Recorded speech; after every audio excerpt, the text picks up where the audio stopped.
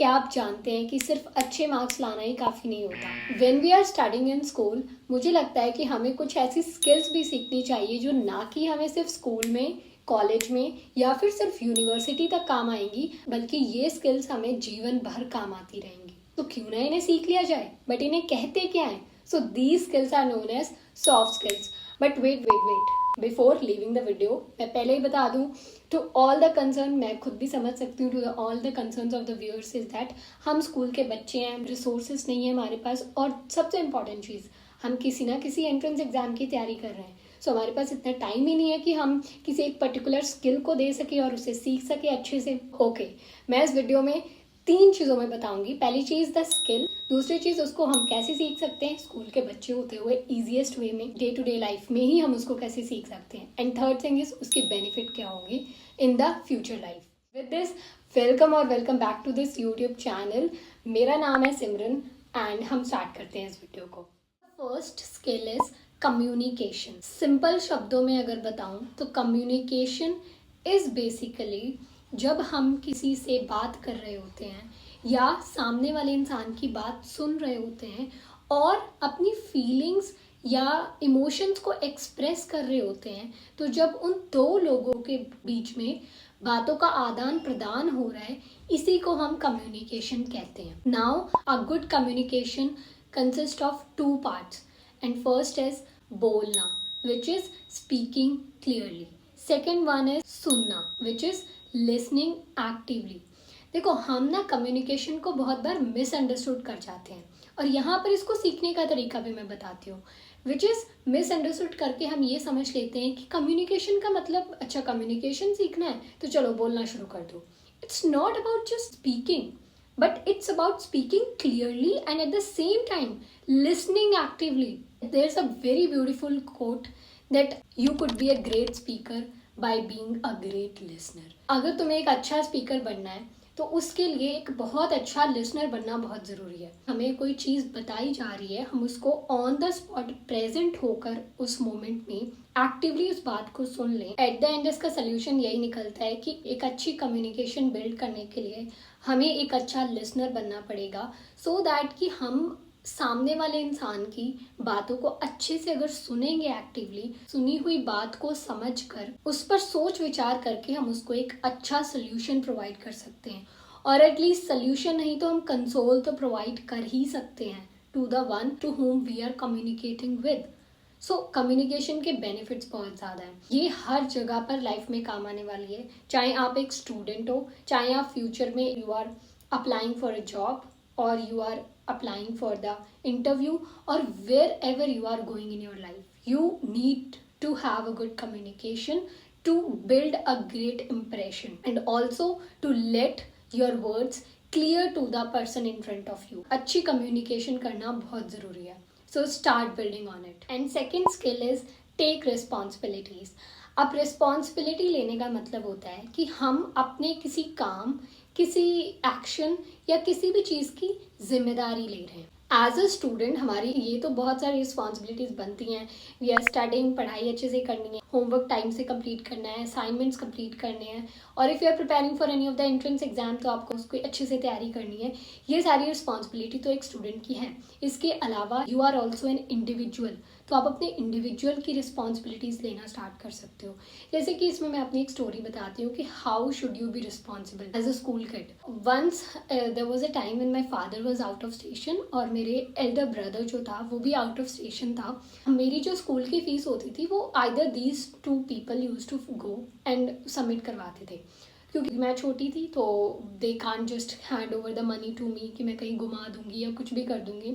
But there was a situation जब दोनों जने आउट ऑफ स्टेशन थे, बड़ी प्रॉब्लम आ गई, अब कैसे फीस सबमिट करें, और मेरा मंथ एंड होने वाला है, उसके बाद एक्स्ट्रा चार्ज करने लग जाते हैं स्कूल में। Finally I told my mother कि आप मुझे दे दो, मैं करवा लूँगी।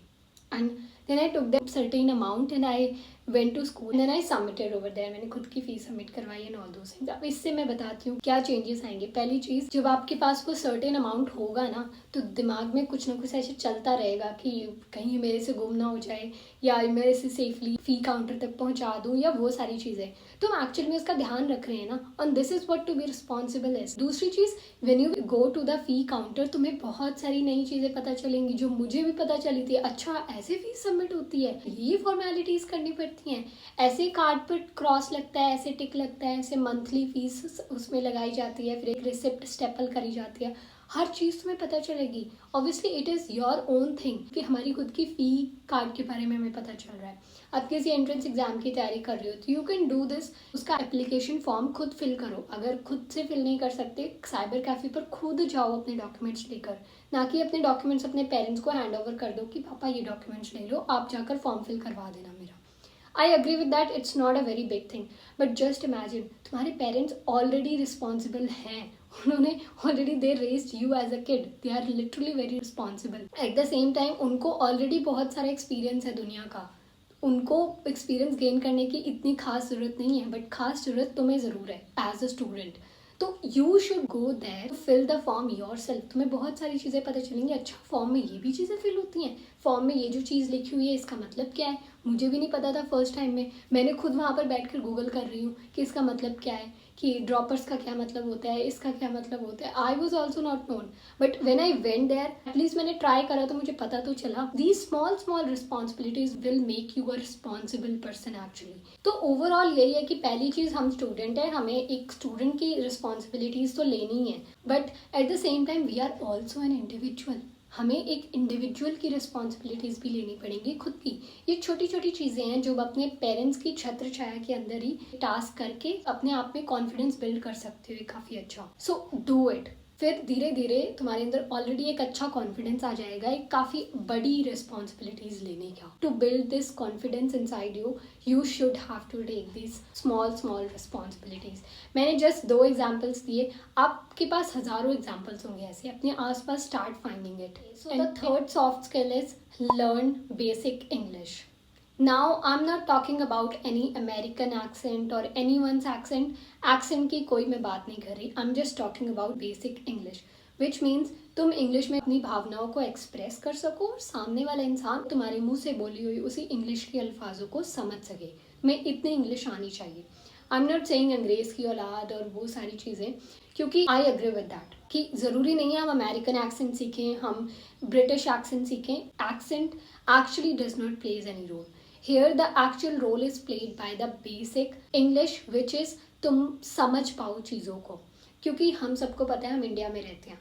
आज की अगर हम बात करें, अगर हमें नॉर्थ इंडिया में कोई अपनी बात बतानी है, कुछ हमें वीडियोज़ ही बनानी है किसी चीज़ के ऊपर या कोई नोटिस निकालना है, कुछ भी है, हम हिंदी में टाइप कर देंगे. मेजॉरिटी ऑफ द लोगों को नॉर्थ इंडिया में समझ आ जाएगा. बट अगर तुम्हें वही अपनी वॉइस साउथ इंडिया तक लेकर जानी है, वहाँ पर कितने लोगों को हिंदी आती है? We could understand, very less people out there could speak Hindi. So एक बहुत ही कॉमन लैंग्वेज जो हो चुकी है, इंडिया में बहुत ज़्यादा बोली जा रही है और थ्रू आउट बहुत ज़्यादा बोली जा रही है, दैट इज़ इंग्लिश. तुम्हें बेसिक इंग्लिश तो एटलीस्ट सीख ही लेनी चाहिए so that you could communicate. आप अपनी आवाज़ एक अच्छे लेवल तक पहुंचा सको एंड अच्छे लेवल की कम्युनिकेशन भी किसी के साथ बिल्ड कर सको, द वन जिसको आपकी नेटिव लैंग्वेज नहीं आती है. आई एग्री, अगर आपकी कोई भी नेटिव लैंग्वेज है, कोई रीजनल लैंग्वेज है, do learn that. I know many students, बहुत सारे बच्चे जो होंगे वो सीबीएसई और आईसीएसई से होंगे. तो अगर आप सीबीएसई या आईसीएसई बोर्ड से हो तो आपको ऑलरेडी बेसिक इंग्लिश आती होगी. I agree with that. But the students जो इन बोर्ड से नहीं है, जैसे कि कोई अगर हरियाणा बोर्ड से है या फिर कोई पंजाब बोर्ड से है और someone is from UP board, तो अलग अलग लैंग्वेजेस, लाइक पंजाब बोर्ड में पंजाबी में चीज़ें पढ़ाई जाती हैं, यूपी बोर्ड में हिंदी में चीज़ें पढ़ाई जाती हैं. So you should take this as an opportunity कि हमें ऑलरेडी कोई लैंग्वेज इतने अच्छे से नहीं आती, विच इज़ इंग्लिश. हमारे पास अपॉर्चुनिटी है कि हम उसको सीख सकते हैं. सो लर्न बेसिक इंग्लिश, जिसमें कि आप एक अच्छी कम्युनिकेशन किसी के साथ बिल्ड कर सकें. एंड मैं फिर से रिपीट कर देती हूँ, communication is 2 way, it's not 1 वे. तो अगर आप अच्छी कम्युनिकेशन बिल्ड करना चाहते हो इन इंग्लिश, तो आपको समझ में भी आनी चाहिए सामने वाला इंसान जो बोल रहा है इंग्लिश में, और आपकी भाषा जो आप इंग्लिश में सामने वाले इंसान को बोल रहे हो, आपको बोलना आना चाहिए इंग्लिश में. बोलना और सुनना दोनों चीज़ें इन्वॉल्व होंगी, तभी एक अच्छी कम्युनिकेशन बिल्ड हो सकती है इन इंग्लिश और anywhere. Last soft skill which I think that a student should learn is money management. और मनी मैनेजमेंट का मतलब है पैसे का सही यूज़ करना, उसे सेव करना और उसे सोच समझ कर खर्च करना। सो अब मैं बताती हूँ, बहुत सारे स्टूडेंट्स, अगर आप स्कूल में हो, अगर आप किसी एंट्रेंस एग्जाम की तैयारी कर रहे हो, जेई नीट और सीयूटी या कोई भी और कोई एंट्रेंस एग्जाम हो सकता है, अगर आप हॉस्टल्स में रह रहे हो तो यू माइट बी नोइंग कि मनी मैनेजमेंट कितना ज़रूरी है। हॉस्टल में तो भाई मंथ के स्टार्टिंग में कुछ पैसे मिलते हैं पॉकेट मनी के घर से, एंड पता नहीं मंथ एंड आते आते तो वो पता ही नहीं कहाँ चले जाते हैं। So we all can relate with this. Now you as a student might be thinking कि हाँ, मैं तो स्टूडेंट हूँ, मैं मनी मैनेजमेंट कैसे सीखूँ? मनी होगी तो मनी का मैनेजमेंट करेंगे ना। ओके, हमारे पास भी कुछ ना कुछ साइड इनकम तो आती रहती है, विच इज़ पहली चीज़ पॉकेट मनी। कुछ ना कुछ तो पेरेंट्स से मिलता ही है खर्चा करने के लिए। अगर आप हॉस्टल में रह रहे हो तो डेफिनेटली पॉकेट मनी मिलती होगी। या फिर उसके अलावा एक और मेथड होता है विच इज़ हम अपने किसी रिलेटिव्स के घर, या लड़कियों को रक्षाबंधन पर मिलती हैं चीज़ें। तो ऐसे ही करके हमारे पास कुछ ना कुछ अमाउंट आता रहता है। हमें क्यों सीखनी है? पहली चीज़ ये, क्योंकि एज अ स्टूडेंट अभी हम स्कूल में हैं तो हमें एक सर्टेन अमाउंट से डील कर रहे हैं। कल हम कॉलेज में जाएंगे, यूनिवर्सिटी में जाएंगे और आगे फ्यूचर लाइफ में बहुत बड़ी चीज़ों से डील करेंगे, तो वहाँ पर ये अमाउंट शायद बढ़ता जाएगा, शायद वहाँ पर ज़्यादा अमाउंट से डील करना है। तो अगर हमें ये स्मॉल अमाउंट से डील करना आ गया तो वो जो ज़्यादा अमाउंट है ना, उसको भी मैनेज करना आसान हो जाएगा। तो obviously many of us comes from a middle class family, तो हमारे पेरेंट्स बहुत ही लिमिटेड अमाउंट देते हैं और हमें उन्हीं में सारा खर्चा करना होता है। एक पर्टिकुलर अमाउंट में ही हम अपना सारा खर्चा मैनेज कर लें, इसी को कहते हैं मनी मैनेजमेंट। तो हमें कुछ मैनेजमेंट ट्रिक्स आनी चाहिए। मैनेजमेंट की स्किल है ना, ये हमें फाइनेंशियली डिसिप्लिन बनाती है। हमें एक आने वाले टाइम के लिए, when obviously we will have so much of amount to handle, उसके लिए हमें तैयार करती है। तो एज अ स्टूडेंट हम कैसे मनी मैनेजमेंट प्रैक्टिस कर सकते हैं? तो ऑब्वियसली जो हमें पॉकेट मनी मिलती है, कई बार हम कुछ ऐसी चीज़ों को खरीदने में बहुत ज़्यादा उत्सुकता दिखाते हैं जो कि शायद ज़रूरी भी नहीं है। ऐसी चीज़ों को फाइंड आउट करना है अपनी डेली लाइफ में, और जितना हो सके उन्हें ना खरीदने की कोशिश करनी है कि जो तुम्हें ज़रूरत नहीं है। ऑफकोर्स जो ज़रूरत की चीज़ें हैं, that you got your pocket money to go and have them. And obviously ये अभी तो बहुत ही छोटे लेवल की चीज़ है जब हम एक स्टूडेंट हैं, बट जब हम आगे लाइफ में ग्रो करेंगे, when actually we will be financial independent, फिर हमें एक्चुअल में इसकी इंपॉर्टेंस पता चलेगी कि how important this skill was, जो मैंने शायद स्कूल टाइम में सीखी थी।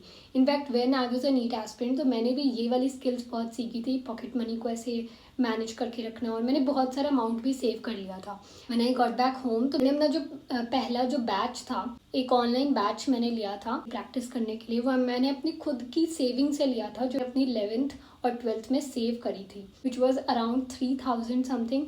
मैं मानती हूँ 3000 बहुत बड़ा अमाउंट नहीं है, बट मैंने उसको एक एक पाई करके अपनी मंथली पॉकेट मनी में से सेव करके वो बैच खरीदा था at the end, and everyone was very happy in my family कि okay, how did she got this. Was all about the video. और अगर वीडियो पसंद आई हो तो लाइक करना मत भूलना, और सब्सक्राइब करके भी जाना चैनल को, और कमेंट में बताओ भाई आप कौन सी स्किल पर काम करने वाले हो, या फिर पहले से आप किस स्किल पर काम कर रहे हो और इस वीडियो ने आपकी कैसे हेल्प करी।